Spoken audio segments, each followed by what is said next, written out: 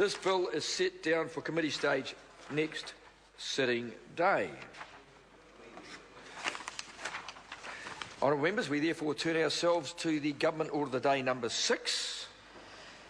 Unit Titles Amendment Bill, second reading. I call the Honourable Chester Burrows.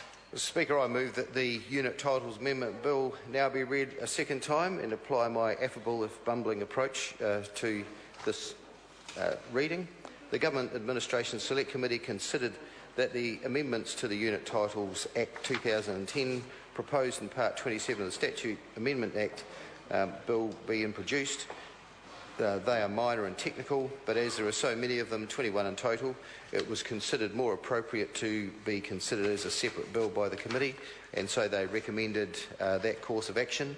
Unit Titles Act 2010 has been in force since June 2011.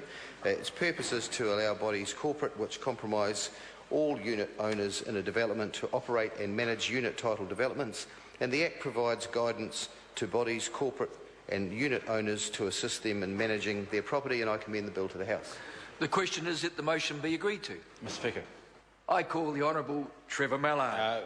Mr. Speaker, I think the Government made somewhat of an error in putting these amendments into a statutes amendment bill. The tradition is that there are generally only 2 or 3 amendments to any particular piece of legislation and that they be minor. And I think that most members are aware that any member can object to a clause of a statutes amendment bill, and it was indicated that this would be objected to if it continued as part of a statutes amendment bill, therefore it was split out.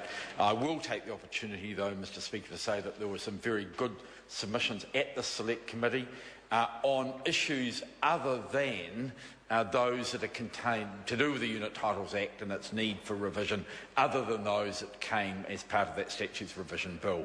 And what I would like to do, Mr. Speaker, is to urge the Government to get on with its promised review, to get the legislation into the House and therefore to get that legislation tidied up so it does in fact work.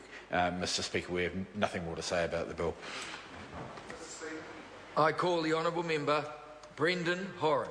Thank you, Mr. Speaker. I'd like to take a very short